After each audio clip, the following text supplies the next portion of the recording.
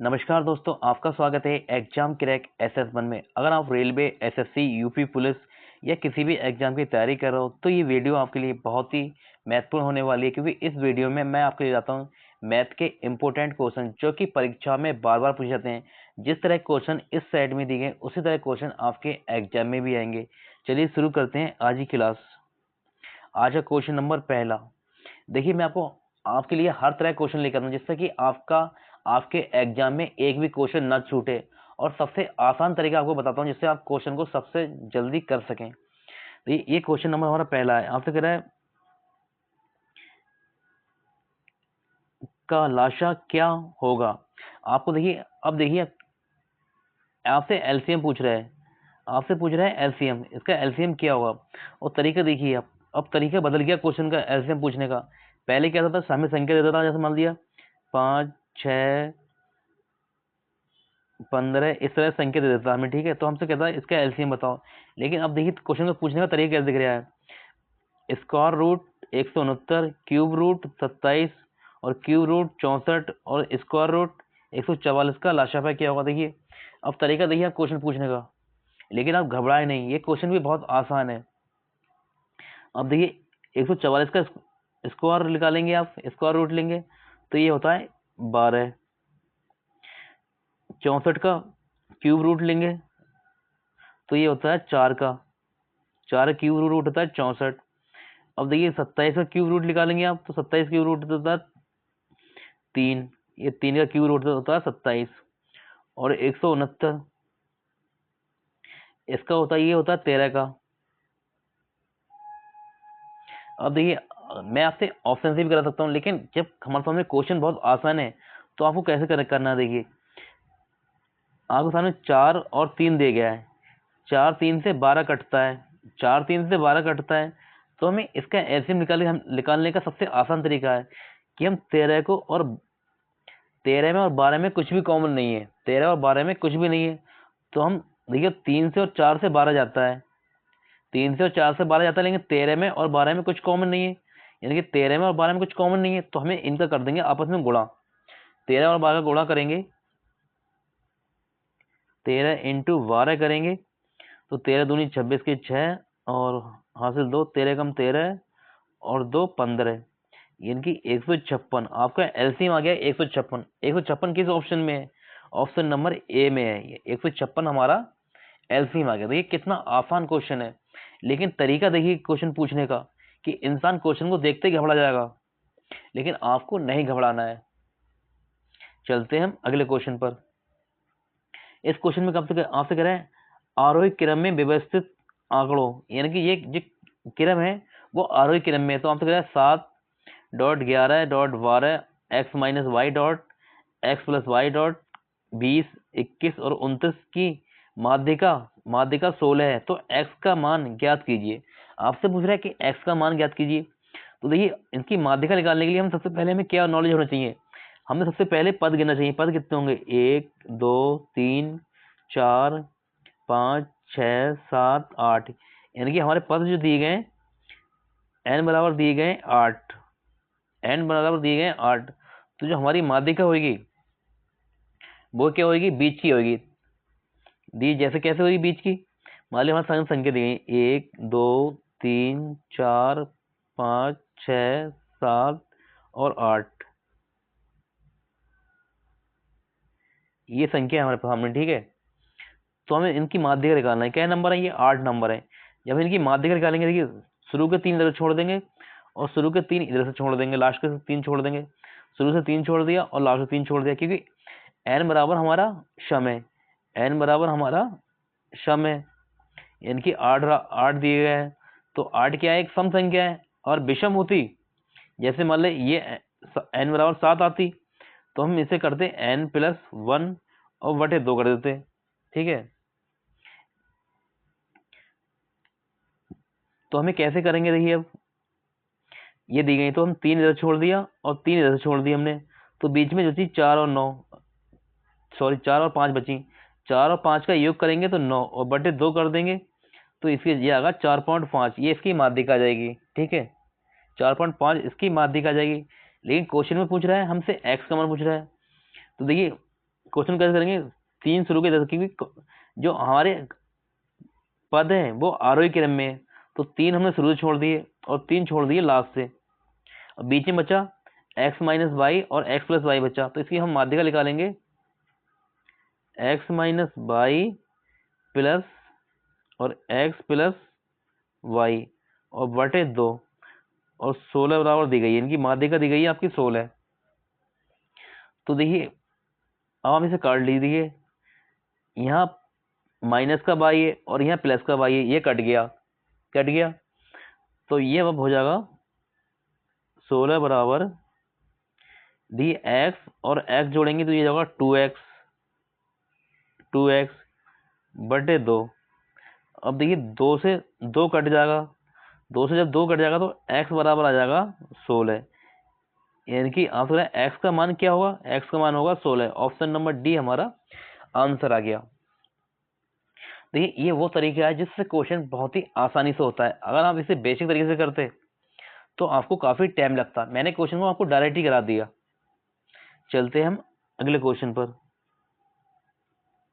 इस क्वेश्चन में आपसे कह रहा है एक टैंक में 2 छेद हैं, पहला छेद टैंक को 3 मिनट में खाली करता है, दूसरा छेद टैंक को 5 मिनट में खाली करता है। यदि रिसाव एक निश्चित दर से हो रहा है तो दोनों छेदों के द्वारा टैंक को कितनी देर में खाली हो जाएगा। आपसे कहेगा कि दोनों छेद जब एक साथ होंगे तो टैंक कितनी देर में खाली हो जाएगा। देखिए पहला टैंक करता है आपका, पहला टैंक करता है 3 मिनट में खाली और टैंक दूसरा करता है आपका 5 मिनट में खाली। इनका लिया हमने एलसीएम और एलसीएम हमारा आया, एलसीएम आ गया 15।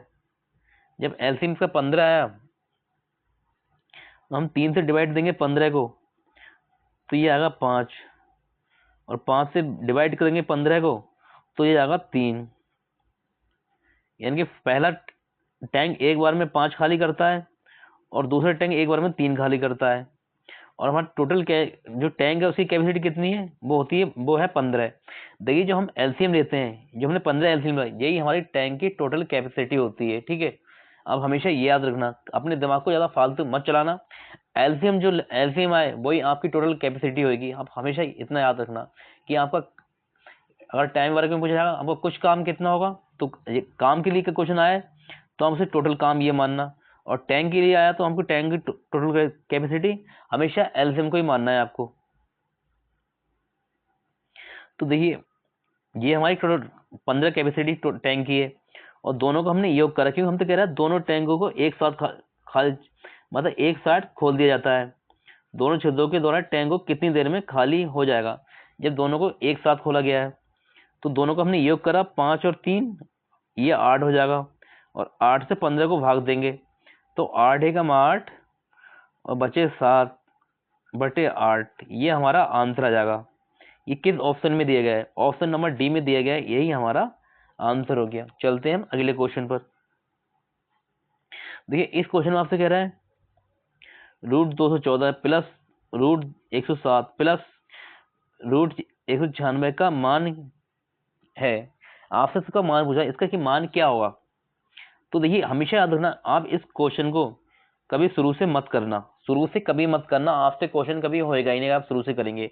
हमेशा क्वेश्चन को आपको लास्ट से करना है। क्वेश्चन को करना है इस तरह, क्वेश्चन जब भी आपके एग्जाम में है आपको लास्ट से करना है और आपको स्कोर कम से कम 1 से लेकर आपको 30 तक कम से कम स्कोर याद होना चाहिए। अगर आप 50 तक याद कर लेंगे स्कोर 1 से लेकर 50 तक तो आपको बहुत ही अच्छा होगा, क्योंकि आपको रीजनिंग में और मैथ में आपके लिए बहुत ही काम आएंगे ये। देखिए 196 का हम स्क्वायर रूट लेंगे तो ये होता है 14 और 14 को हम इसमें जोड़ेंगे 107 में, 14 को जब हम 107 में जोड़ेंगे तो ये बनेगा 121 बनेगा। और 121 का रूट लेंगे, जब हम 121 का रूट लेंगे तो यहाँ से निकलेगा 11।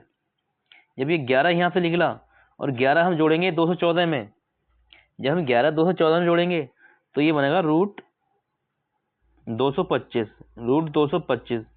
अब इसका स्क्वायर रूट लेंगे तो ये आ जाएगा 15। कि हमारा इसका मान क्या होगा 15। 15 किस ऑप्शन में? ऑप्शन नंबर बी में। ये हमारा हो गया right answer, option number B 15। तो यहाँ आपसे कह रहा है एबीसी समकोण त्रिभुज है, यदि समकोण बनाने वाली दो भुजाओं की लंबाई 4 सेंटीमीटर 3 सेंटीमीटर है, इसके अंतःवृत्त की त्रिज्या कितनी होगी? आपसे पूछ रहा है कि अंतःवृत्त की त्रिज्या कितनी होगी। देखिए ये एक समकोण त्रिभुज है, ये एक समकोण त्रिभुज है, इसके अंदर एक वृत्त बना है,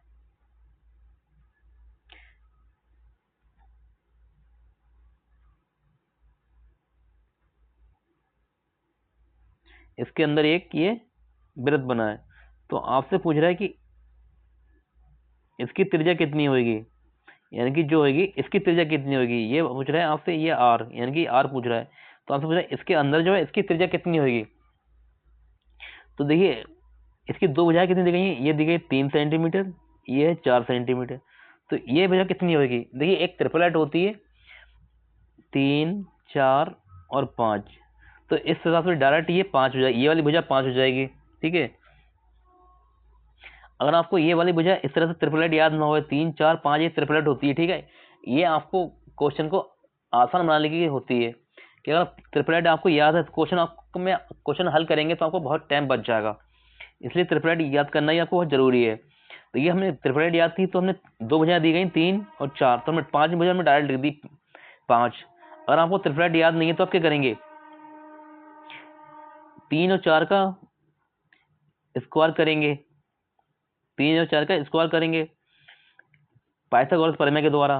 पाइथागोरस प्रमेय के द्वारा 3 4 का स्क्वायर करेंगे, ये होता है 3 3 9 और 4 का 16।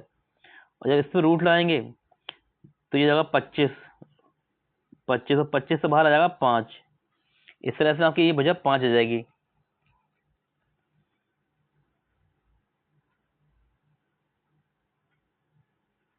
तो आपसे ये भुजा आपकी 5 आ गई। तो आपसे पूछ रहा है कि अंतःवृत्त की त्रिज्या कितनी होगी। देखिए अंतःवृत्त की आपको त्रिज्या निकालना है, अंतःवृत्त की त्रिज्या निकालना है। अंतःवृत्त की जब त्रिज्या निकालना है तो करना क्या है, देखिए इन दोनों भुजाओं को जोड़ देना, 4 सेंटीमीटर और 3 सेंटीमीटर। देखिए ये होता है हमारा आधार और ये होता है लंब और ये होता है कर्ण। तो हम जब अंतःवृत्त की त्रिज्या निकालेंगे तो आधार प्लस लंब करेंगे और माइनस कर्ण कर देंगे और बटे 2 करना है, हमें बटे 2 करना है। तो आप इससे कर लीजिए आप क्वेश्चन को। तो देखिए 4 और 3 का योग करा हमने, 4 3 का योग करा, 4 का और 3 का योग करा तो ये हो गया 7, और 7 में से -5 करा और बटे 2 करा। तो जब 7 में से 5 जाएंगे तो हमारे पास बचेगा 2, और नीचे भी 2 है, 2 बटे 2, 2 से 2 में भाग देंगे तो हमारे पास आएगा 1। यानी कि हमारे अंतःवृत्त की जो त्रिज्या आएगी वो आएगी 1 सेंटीमीटर, यानी कि ऑप्शन नंबर ए हमारा राइट हो जाएगा। अगर हमारी वीडियो आपको अच्छी लगी हो तो वीडियो को लाइक शेयर करना। अगर आप हमारे चैनल पर नए हैं तो हमारे चैनल को सब्सक्राइब जरूर करना इसी तरह वीडियो पाने के लिए। मिलते हैं आपसे अगली क्लास में, तब तक के लिए नमस्कार।